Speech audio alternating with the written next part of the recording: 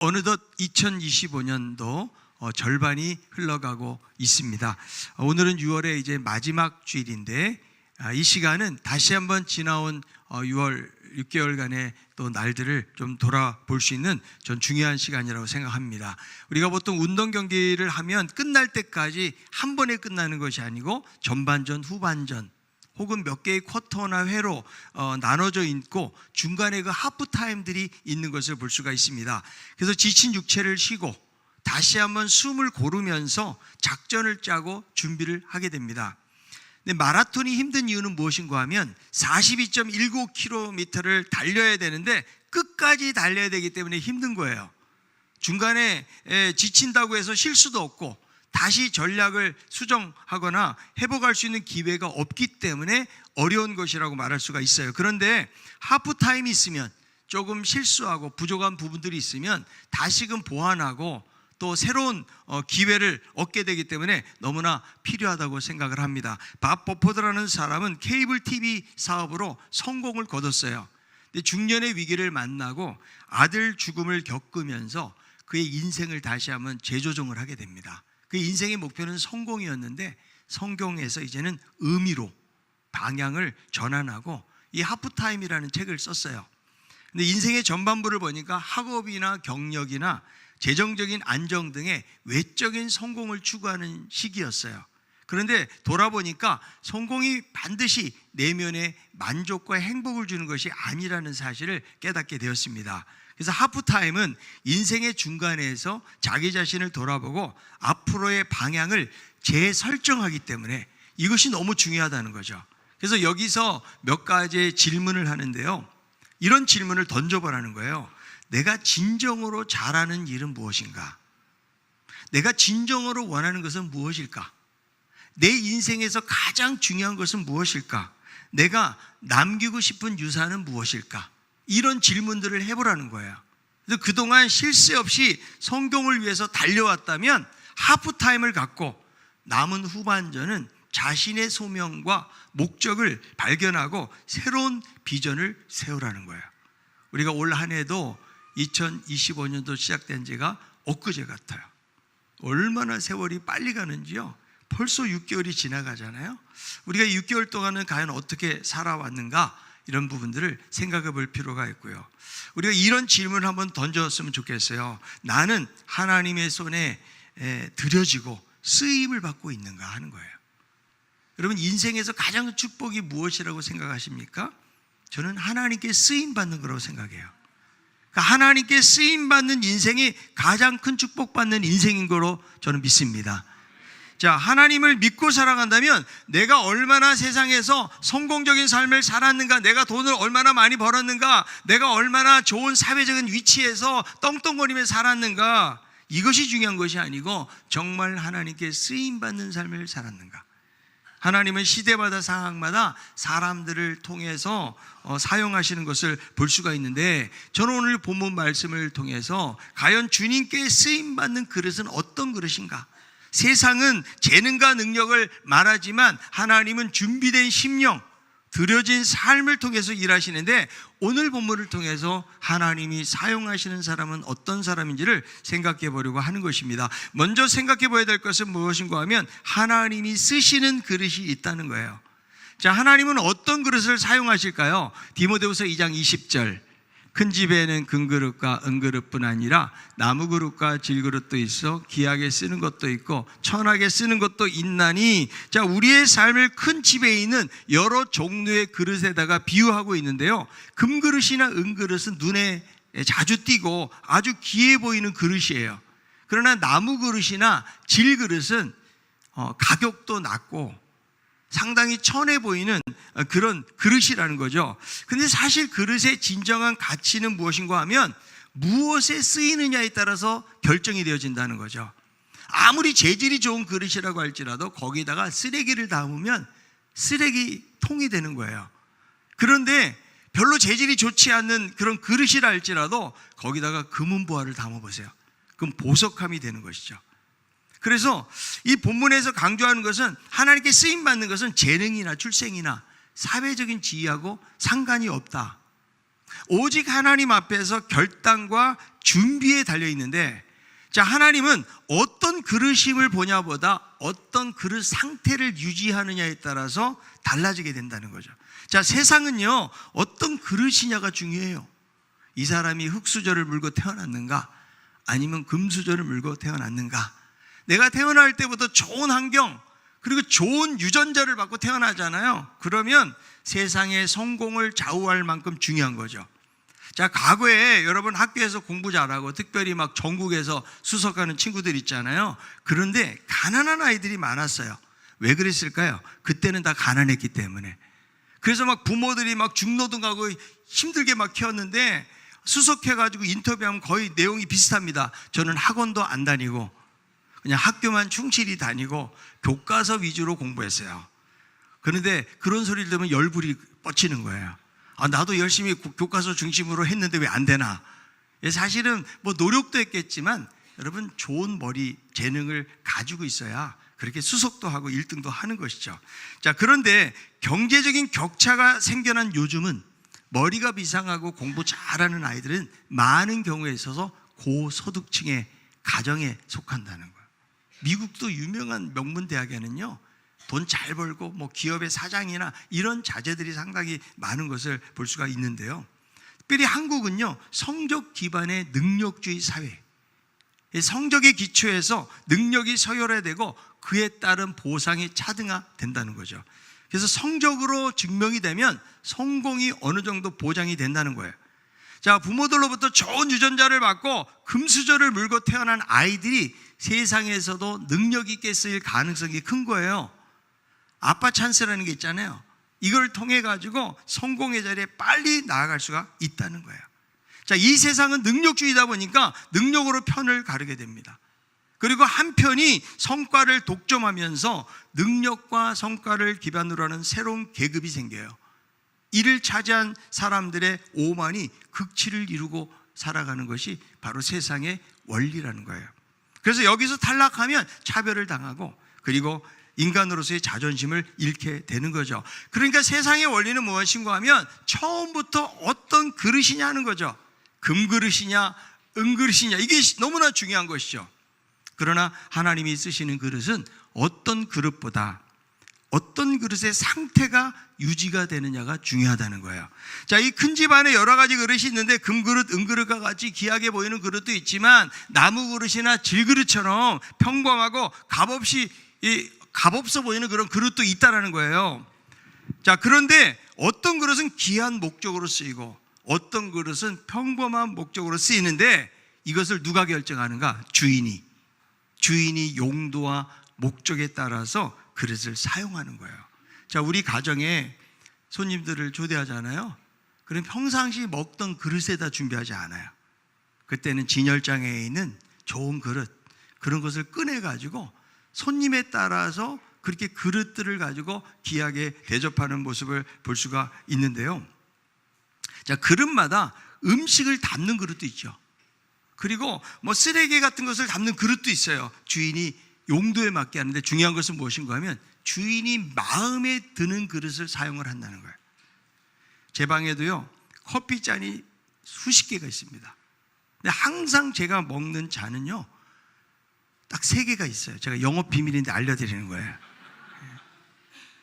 그래서 저는 이 잔을 항상 사용합니다. 여기다 먹으면 맛있어요. 그리고 한 10여 년 정도 되고, 뭐 그렇게 비싼 컵도 아닌데 그 회사의 컵이 똑같은 컵을 생산을 안 해요. 300ml로 된 컵을 전 좋아하는데, 그래야 딱 용도에 맞게 사용을 하기 때문에 항상 그 컵을 제가 쓰는 거예요. 그런데 3개 중에 1개가 지금 금이 가고 있어요. 상당히 위기를 맞이하고 있는데, 제가 먹을 땐 그걸 마시지만 다른 손님이 오잖아요. 그럼 그 잔에다 주지 않습니다. 손님에 맞춰서 저는 잔을 주는데, 예쁜 손님이 오면 예쁜 잔을 줍니다. 혹시 여러분들이 제 방에 와서 커피를 마시게 되면 잔을 보세요. 어떤 잔을 줬는가. 근데 대부분 제 방에 있는 잔들은 예쁜 잔들이 많이 있는데요, 주인이 맞게 그걸 사용을 하는 거예요. 비싸다고 그 잔을 쓰는 것이 아니고 맞아야 쓴다는 거예요. 저는 바지가 많이 있거든요. 근데 항상 입는 바지는, 저는 편한 옷을 좋아하기 때문에 그 편한 바지만 늘 입게 돼요. 그러니까 비싸다고 그 옷을 입는 것이 아니에요. 제가 목회를 오래 하다 보니까 넥타이도 얼마나 많겠어요. 근데 넥타이가 장롱 안에 수북히 쌓여 있는데 제가 늘 사용하는 넥타이는 아마 여러분들이 보는 넥타이들이 많을 거예요. 제가 좋아하는 넥타이를 사용을 한다는 거죠. 그래서 이것은 주인이 마음에 들어야 사용한다. 그래서 집안에 있는 그릇도 마찬가지라는 거예요. 그 그릇이 비싸고 좋아서가 아니고 주인은 목적과 용도에 따라서 마음에 드는 것을 사용하는데, 여기서 큰 집은 교회일 수 있고요, 넓은 의미에서 하나님 나라를 의미하는데 다양한 종류의 일꾼이 있다는 거예요. 금그릇 같은 일꾼, 은그릇 같은 일꾼, 나무그릇 같고 질그릇 같은 그런 일꾼들이 교회 안에 있다는 것입니다. 자, 그런데 중요한 것은 그릇의 상태가 중요하다고 말하고 있잖아요. 아무리 비싼 것이라 사용하지 않지만 그러나 그릇의 상태가 좋으면 겉으로 볼 때는 재질이 별로 뛰어나지 못한 그릇이라도 사용을 하게 된다는 거죠. 자, 하나님이 모세를 언제 부르시나요? 그가 젊을 때에 애굽의 왕자로 자랐잖아요. 40세가 되었을 때는 인생의 최고의 정점을 찍는 시기거든요. 근데 하나님은 그때 모세를 부르지 않으세요. 그 뒤로 애굽에서 쫓겨나가지고 광야에서 40년 동안 하는 일이 무엇인가 하면 양 뒤치다꺼리 하면서 그야말로 목자로서 40년을 보내요. 그러니까 더 이상 세상에 소망을 두지 않고 자기 인생에 대해서도 그냥 힘이 다 빠져가지고 있을 때 하나님이 80살에 그를 부르셔가지고 이스라엘 백성들을 애굽으로부터 출애굽시키는 위대한 지도자로 쓰시는 그런 모습을 볼 수가 있는데, 왜 하나님이 그때 부르셨을까? 그전에는 아무리 세상에서 화려한 자리에 있다고 할지라도 그릇의 상태가 준비되지 않았기 때문에 그런 것이죠. 자, 옆에 있는 분에게 하나님이 나를 80에 부를지도 모릅니다. 여러분, 우리가 나이가 한 80살쯤 되면 하나님 다 언제 불러가실 거예요? 이러기 쉽지만 그러나 하나님은요, 나를 부르시고 쓰시기를 원하신다. 내가 아무리 늦은 나이에 부름을 받아도 그때가 바로 적기예요. 자, 아브라함은 몇 세에? 75세에 부름 받거든요. 성경의 갈렙이라는 사람을 보세요. 40살에 그야말로 인생의 최정점을 찍었지만 그는 85세가 되었을 때 헤브론 땅을 내게 달라고, 이 산지를 내게 주셔서 그래서 귀하게 쓰임받는 그런 모습을 볼 수가 있는데요. 자, 우리들도 하나님이 사용하시는 그릇이 돼야 돼요. 자, 옆에 있는 분에게 하나님이 쓰시는 그릇이 되십시오. 어쩌면 내 스스로가 내가 좀 초라하고 부족하고 나이도 많고 우리는 이런데 위축되기가 쉬워요. 그러나 아무리 평범하고 부족한 사람이라고 할지라도 하나님의 손에 붙잡히잖아요. 그러면 거기에 특별한 의미와 가치가 부여가 되는 거예요. 이번에 현 정부에서요, 고용노동부 장관이 현직 기관사예요. 기관사 하는 사람이 장관이 됐다고요. 여지껏 이런 예는 없었던 것 같아요. 그러니까 그냥 평범하게 기관사로 보낼 사람이 이제 장관이 되니까 어때요? 부르심을 받으니까 이제 특별한 의미와 가치가 부여가 되어지는 것처럼 우리들 한 사람 한 사람도 하나님이 그렇게 쓰기를 원하신다는 거예요. 저는 우리 신각교회 우리 모든 성도들이요, 하나님께 쓰임받는 그릇이 될 수 있기를 바랍니다. 자, 그러면 하나님은 어떤 그릇을 쓰시는가? 유용하게 준비된 사람을 쓰신다는 거예요. 하나님이 쓰시도록 잘 준비가 되잖아요. 그러면 하나님 쓰신다는 거죠. 자, 디모데후서 2장 21절. 그러므로 누구든지 이런 것에서 자기를 깨끗하게 하면 기 쓰는 그릇이 되어 거룩하고 주인의 쓰심에 합당하며 모든 선한 일에 준비함이 되리라. 자, 하나님이 쓰시는 사람 어떤 사람이에요? 자기를 깨끗하게 하는 사람. 그러니까 주인이 그릇을 쓸 때 가장 주인이 원하는 기준이 뭐냐면 깨끗해야 된다는 거예요. 그러니까 아무리 겉이 화려하고 좋아 보여도 안이 지저분하고 더럽잖아요. 주인이 쓸 수가 없는 거예요. 더러운 그릇을 손님에게 내놓을 수 있습니까? 내가 아무리 좋아하는 바지라고 할지라도 여기에 막 오물이 묻어 있는데 이걸 어떻게 사용할 수가 있느냐고요. 그래서 하나님은 깨끗한 그릇을 사용하신다. 그러면 본문에서 무엇에서 깨끗한 것을 의미하는가? 디모데후서 2장 16, 17절이에요. 망령되고 헛된 말을 버리라. 그들은 경건하지 아니하며 점점 나아가느니 그들의 말은 악성 종양이 퍼져나간 것 같은데 그 중에 후메네와 빌레도가 있느니라. 그래서 디모데에게 바울이 망령되고 헛된 말, 거짓된 가르침들을 경계하라. 특별히 교회 안에 후메네오와 빌레도 같은 거짓 교사들이 있어가지고 성도들의 신앙을 혼란하게 만든 거예요. 그래서 바울은 그런 거짓되고 불경건한 자들로부터 자신을 분리하고 어떻게 하라? 정결케 하라. 그릇에 묻은 때를 씻어내라고 이야기하고 있다는 거예요. 왜? 그래야 주인이 사용하기 때문에 그런 것입니다. 그러니까 주인께 쓰임받기 위해서는 깨끗한 그릇이 돼야 된다. 자, 우리가 잘 알고 있는 여러분 다윗을 향해서요, 하나님 뭐라고 말씀하세요? 내 마음에 합한 자라고. 자, 성경의 수많은 인물 중에서 다윗처럼 내 마음에 꼭 드는 사람이야라고 말한 사람은 다윗밖에 없어요. 근데 다윗이 정말 정결하고 깨끗한 삶을 살았던 사람이 아니잖아요. 자기의 가장 사랑하는 부하의 아내를 빼앗아요. 그리고 나중에 이 부하를 어떻게 합니까? 청부살인을 해요. 전쟁터 가장 앞에 내보내가지고 죽게 만드는 것을 보게 되거든요. 근데 그럼에도 불구하고 하나님은 이 다윗을 마음에 합한 자라고 말씀해요. 왜냐하면 다윗이 회개하는 삶을 살았기 때문에 그런 거예요. 자, 시편 51편 1절부터 3절 읽어봅니다. 하나님이여 주의 인자를 따라 내게 은혜를 베푸시며 주의 많은 긍휼을 따라 내 죄악을 지워주소서. 나의 죄악을 맑게 씻으시며 나의 죄를 깨끗이 제하소서. 물은 나는 내 죄가를 아오니 내 죄가 항상 내 앞에 있나이다. 그러니까 이제 바세바하고 동침해가지고 이런 죄를 저지른 후에 다윗이 곧바로 깨닫지는 못해요. 성경을 보면 한 1년 정도의 시간이 될 때까지 깨닫지 못해요. 그래서 하나님 누구를 보내세요? 나단 선지자를 보내가지고 다윗을 깨닫게 하는 모습을 보게 되어지는데, 그때 하나님 음성을 듣게 돼요. 그러면서 다윗은요 정말 눈물을 흘리면서 자기의 침상이 젖을 정도로 울면서 하나님 앞에 회개하고, 그런 다윗을 하나님은 마음에 합하다고 말씀해 주고 있다는 거죠. 그러니까 다윗의 삶이 완벽한 삶이 아니라는 거예요. 넘어지고 죄를 짓지만 그가 돌이켜서 회개했을 때에 하나님이 그 다윗을 마음에 합한 자라는 거예요. 우리들도 내가 삶 속에서 말씀대로 순종하고 내 삶을 잘 지켜나가기 때문에 하나님이 우리를 마음에 합하다고 여기지 않으세요. 우리는 여전히 넘어지고 부족하고 내가 말씀대로 살아야지라고 결단하지만 여전히 우리의 삶을 보면 얼마나 연약하고 부족한 구석이 많이 있어요. 그러나 그럼에도 불구하고 하나님 앞에 돌이켜 회개할 때에 하나님이 우리를 받으신 줄로 믿습니다. 존 웨슬리가 말합니다. 아주 작은 먼지가 시계를 고장나게 하듯이 우리 마음 가운데 있는 작은 죄악의 알갱이가 하나님께로 나아가는 것을 막을 것이다. 이런 작은 먼지가 시계를 고장나게 만드는 거예요. 여러분, 우리의 삶을 고장나게 만드는 것이 바로 죄예요. 이것을 하나님 앞에 씻어내고 회개를 해야 돼요.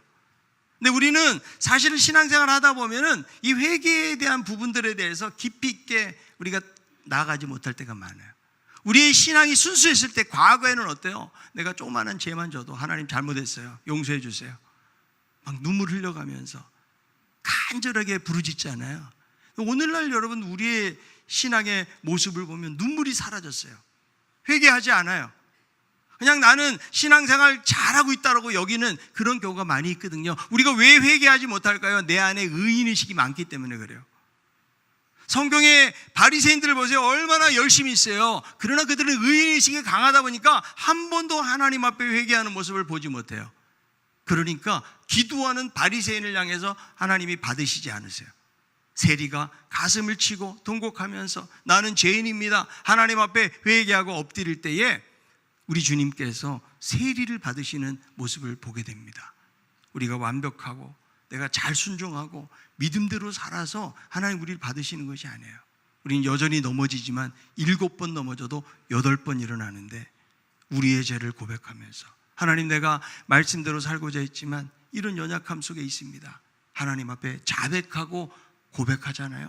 하나님이 우리의 죄 가운데서 모든 불의에서 우리를 깨끗게 하신다고 말씀해 주고 있는 것입니다. 오해령 작가가 극작가이면서 배우 방송인이에요. 이 사람이 성공의 길을 걷던 사람이고요. 1960년대 후반에 생겨서 70년대까지 별이 빛나는 밤이라고 그 뒤로 그 라디오 방송이 아주 유명했잖아요. 거기 DJ를 했던 사람이에요. 그런데 어느 날 젊은 나이에 까마득한 절망의 나락으로 떨어지게 됩니다. 이 사람이 위암과 임파선 암 말기예요. 병원에 갔더니 당신은 이제 3개월밖에 못 산다는 그런 청천벽력 같은 소리를 듣게 됩니다. 그때부터 하나님을 여기서 항변하는 거죠. 하나님, 내가 왜 이런 무서운 질병에 걸려야 됩니까? 하나님, 나 고쳐주지 않으면 나 하나님 안 믿겠어요. 막 하나님께 원망하고 불평하면서 그렇게 나아가는데, 이제 자기의 죽음의 날을 기다리면서 이 사람이 빨간 색연필을 가지고 날짜를 하나하나 지워가는 거예요. 근데 거의 6월 말이 되었을 때, 거의 마지막 날이 되었을 때에 여전히 물도 토하고 혈변을 쌓고 그러는데, 어느 날 정신이 몽롱한 상태에 있는데 어디선가 자신의 목덜미를 낚아채는 강한 손길을 경험하게 돼요. 그래서 거기서 하나님을 만나게 됩니다. 그러면서 이 오해령 작가는요, 그동안 자기 안에 있는 죄를 하나님 앞에 고하게 돼요. 그러니까 하나님 앞에 원망하고 하나님 앞에 대들었던 이런 것들에 대해서 두려움을 느끼고 하나님께 간구하면서 몇 날 며칠을 하나님 앞에 기도하는 거예요. 그래서 회개 기도를 하던 중에 몇 달이 지나면서 한 6개월이 되었던 어느 날 그가 기도하고 찬양을 하는데 온몸에 오한이 생기는 거예요. 야, 이제 내가 부름을 받는구나. 죽을 예감을 하면서 이불깃을 잡아 당기면서 자기의 우연히 겨드랑이 안에 있는 그 임파선을 만졌는데 그 덩어리가 만져지질 않는 거예요. 어깨에 복숭아만한 멍울도 사라지고, 그리고 복수도 다 빠지면서 기적적인 하나님의 능력과 은혜를 경험하게 된 거예요. 그래서 그 이후로 그는 개신교 또 전도사가 되고, 또 경기도 어느 작은 마을로 내려가서 버림받는 노인들을 위해서 자기 남편과 함께 섬기는 그런 일들을 하게 되었는데요. 그러니까 이 사람이 세상에서 잘 나가던 사람이었지만 병을 통해서 하나님 안에서 자기를 발견하는 거예요. 그러니까 우리가 하나님을 만나잖아요. 하나님을 만나면 무엇을 발견해요? 내가 얼마나 큰 죄인인 것을 발견하게 되는 거예요. 여러분, 거기에 은혜가 있는 거예요. 이사야도 어때요? 하나님의 영광을 봤어요. 그러니까 이렇게 고백합니다. 오, 내가 화로다. 나는 입술이 부정한 자라고. 베드로가 깊은 곳에 가서 그물을 던지잖아요. 수많은 고기를 잡았는데 밤새 한 마리도 잡지 못하다가 많은 고기를 잡고 뭐라고 고백합니까? 오 주여, 나를 떠나소서, 나는 죄인입니다. 그래서 회개하면서 하나님 앞에서 자기의 모습을 발견하는 모습을 보게 되어지는데, 하나님이 누구를 쓰시는가? 깨끗한 자를 쓰신다. 그래서 하나님, 나도 정말 쓰임받는 삶을 살기를 원합니다. 이런 사람이 우리가 기도해야 될 것이 무엇입니까? 주여, 나를 깨끗게 하여 주옵소서. 우리의 양심에 꺼리는 일들, 우리가 하나님 말씀대로 순종하며 살아가지 못했던 일들, 세상에 있는 어떤 것들을 하나님보다 더 중요하게 생각했던 그런 것들을 하나님 앞에 고백하고 나아가야 되는 것입니다. 하나님 앞에 정직하게 자신을 점검하고 회개할 것을 회개하는 것, 내 안에 습관적인 죄악들 주님 앞에 고백하고 용서를 빌어야 되는 거예요. 우리의 말과 생각과 행동 중에서 정말 세상적이고 이 불순한 요소들을 예수 그리스도의 보혈로 주여 정결케 하여 주옵소서. 깨끗하게 구별한 사람은 주인께서 그 용도에 맞게, 목적에 맞게 쓰시는 사람이 되는 것입니다. 바울이 준비된이라고 쓴 이 헬라어 단어는요, 그때그때 급히 맞추는 그런 준비를 말하는 것이 아니에요. 하나님 미리 세밀하게 갖춰서 특별 임무에 투입될 만큼 완벽하게 준비된 이런 뉘앙스를 가진 단어를 사용하고 있는 거예요. 그리고 어떤 사람, 깨끗한 사람, 도덕적으로 영적으로 순전한 사람, 이런 그릇을 하나님께서 사용한다고 말씀해주고 있다는 거죠. 그러니까 여러분, 금이나 은같이 겉보기 화려한 재질이 아니어도 좋은 거예요. 하나님은 무엇을 보신다고요? 재질보다 깨끗함을 보신다. 자, 세상 사람들은 무엇을 봅니까? 그 사람의 외모를 보고 스펙을 봐요. 그러나 하나님은 중심을 보신다. 사무엘상 16장 7절에 있는 말씀 읽어봅니다.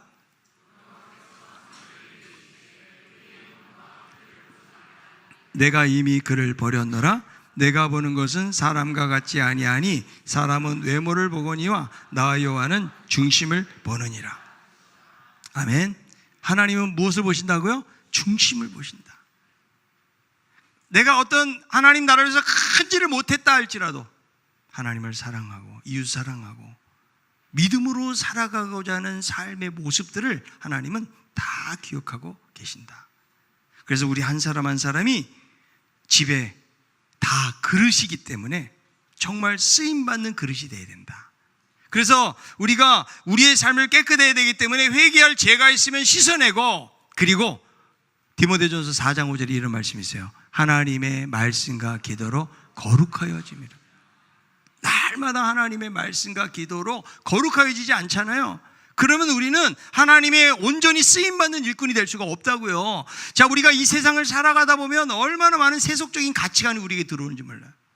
교회를 다니기는 하지만 그냥 명목상의 크리스찬들이 많아요.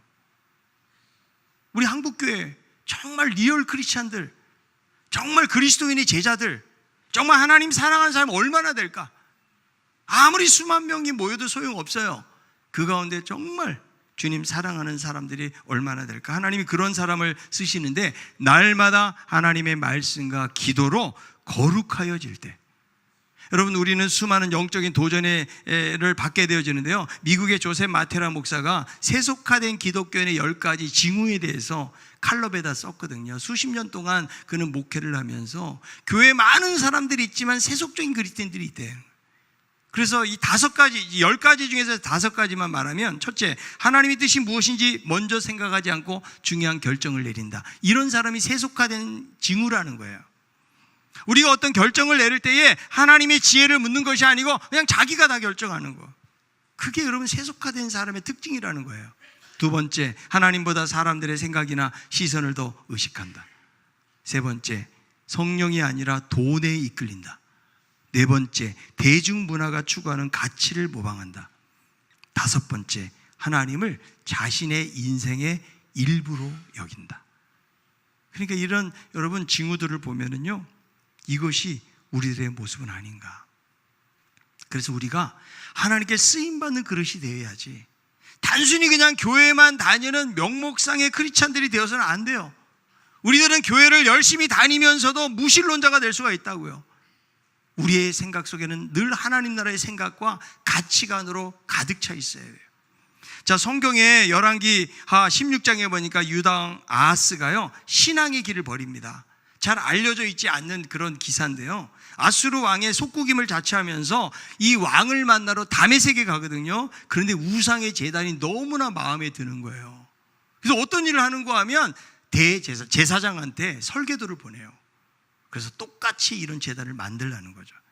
그래서 예루살렘 성전에 있는 제단을 치워버리고요, 그 이방 제단, 우상을 섬기는 제단을 거기다 세우고, 그리고 제물을 드리는 일을 하는 것을 보게 되는데요. 하나님을 믿는 왕이 하나님은 안중에도 없는 거예요. 그냥 인간적인 어떤 기술이나 인간을 의지하는 외교 정책을 펴고 있는 그런 모습을 보게 되어지는데요. 우리가 교회를 다닌다고 직분을 가지고 있다고 해서 쓰임을 받는 것이 아니에요. 정말 우리 한 사람 한 사람이 정말 주님께 쓰임받는 그릇이 돼야 돼요. 어떤 그릇? 깨끗한 그릇. 그런데 오늘 이 말씀해 보니까 누구든지 깨끗하게 하면 그랬잖아요. 그러니까 여기에는 하나님께서는 아무도 제외시키는 사람이 없다는 거예요.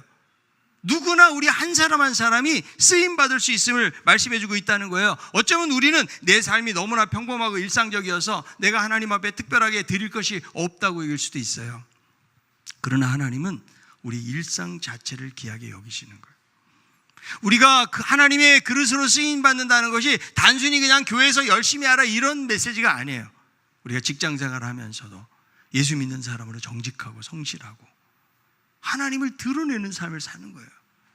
그러면 하나님께 쓰임받는 그릇이 되는 거예요. 가정에서도 여러분 배우자를 사랑하고 자녀를 사랑하고, 그리고 하나님 말씀 안에서 가정을 잘 세워가는 사람이 정말 쓰임받는 그런 그릇이 되는 거예요. 자, 교회 안에서도요, 누가 쓰임받고 있는 것입니까? 뭐 설교자만 쓰임받는 것이 아니에요. 내가 무슨 특별한 재능만 있어서 쓰임받는 것이 아니고요, 보이지 않는 데서 많은 사람이 기도하며 남들이 찾지 않는 그 가장 어려운 자리에, 그 자리에 가서 내가 봉사할 수 있다면, 내가 선교사들을 위해서 기도하고 그들을 위해서 선교헌금을 드리고 그들을 위해서 우리가 헌신할 수 있다면, 이런 모든 것들이 하나님께 쓰임받는 그릇이 되는 것입니다. 하나님은요, 우리 한 사람 한 사람을 쓰시기를 원하세요. 우리가 기도해야 될 것은, 하나님 나를 좀 깨끗하게 해주세요. 그리고 날마다 하나님 나라를 위해서 쓰임받는 그릇으로 살기를 원합니다. 자, 하나님이 부르시잖아요. 그러면 지금 이 시간이 하나님이 가장 적기라고 생각하는 시간이에요. 그러니까 우리가 그냥 교회만 다니는 것이 아니고, 내가 내 인생이 얼마가 될지는 몰라요. 우리에게 주어진 인생이 쭉 주어지는 것은 아닌데, 자, 우리 인생의 목표가 뭐냐 이거예요. 내가 열심히 해가 돈 많이 벌어가지고, 여러분 집도 보면은요, 화장실 하나짜리에서 나중에 2개짜리, 3개짜리 가는 사람도 있고 못 가는 사람도 있고, 그거로 끝나기가 쉽다는 거예요. 근데 하나님 앞에 갔을 때에 하나님이 무엇을 물으실까요? 아, 너 사업을 참 크게 했구나. 너 집 이렇게 넓은 집 살았어? 너 사회적으로 이렇게 지위가 있어서? 하나님의 관심은 여기 전혀 관심 없으세요. 하나님이 원하시는 것은 평범하고 아주 소탈하고 부족해 보인다고 할지라도 하나님의 나라를 위해서 애쓰고, 하나님, 내가 하나님 나라를 위해서 쓰임받는 삶을 살기 원합니다. 자, 많은 사람들이 신앙생활 하지만요, 목표가 뭐냐면 세상의 성공이에요. 물론 우리가 세상을 살아가면서 성공적 삶을 사는 게 중요해요. 그러나 거기서 얻어지는 것은 부, 명예, 권력, 이게 영광이에요. 그러나 하나님께 쓰임받는 삶은 영원한 가치를 남기는 삶이에요.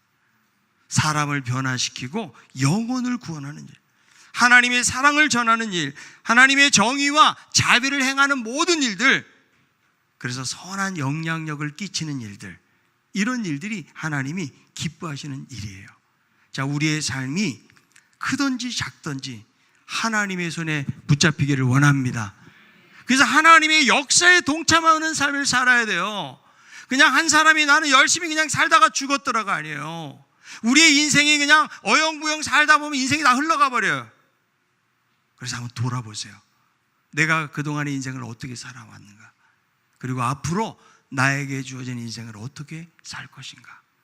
그냥 내 자신만을 생각하다가 살아가는 그런 인생이 되지 말고, 하나님을 사랑하고 이웃을 사랑하고 주님의 몸된 교회를 사랑하고 하나님의 나라와 의와 그 가치를 위해서 우리가 헌신하고 믿음으로 달려가는 그런 쓰임받는 그릇이 다 될 수 있기를 주님의 이름으로 축복합니다. 지난 6개월 동안도 돌아보면서 2025년도가 그냥 이렇게 빨리 흘러갔는데, 앞으로 남겨진 6개월의 삶을 어떻게 살아갈 것인가. 다시 한번 하나님 앞에서 깨끗한 그릇으로 살기 원합니다. 그래서 회개할 것을 회개하고, 그리고 정말 주인의 용도에 맞게, 그 목적에 맞게 귀하게 쓰여지는 그런 삶이 되기 원합니다. D.L. 무디, 한 시골의 구두 판매원이에요. 그런 사람을 하나님 쓰시니까 세계적인 전도자로, 위대한 부흥사로 하나님이 쓰시는 것을 보게 되는데, 우리들도 내가 가지고 있는 직업, 내 나이, 나의 건강, 내가 부족한 것들이 너무나 많이 있지만, 그러나 하나님의 나라를 위해서 쓰임받기 원합니다. 여러분, 열방에 흩어져 있는 선교사를 위해서 기도하는 거, 헌금하는 거, 가난한 자들을 돕는 일들, 주님의 몸된 교회 여러 가지 여러분 역할과 사명을 감당하면서 이런 모든 일들을 해내는 모든 일들이 바로 주의 일이에요. 내가 직장에서도 열심히 수고하고 그러면서도 예수 그리스도의 선한 영향력을 끼치면서 살아가는 그런 일들이 다 주님께 쓰임받는 일이라고 그렇게 믿습니다. 정말 깨끗하게 되어서 하나님께 쓰임받는 아름다운 그릇으로 쓰여질 수 있는 우리 모든 성도들이 다 될 수 있기를 바랍니다. 320장 부르시면서 준비하신 헌금을 하나님 앞에 드리겠습니다.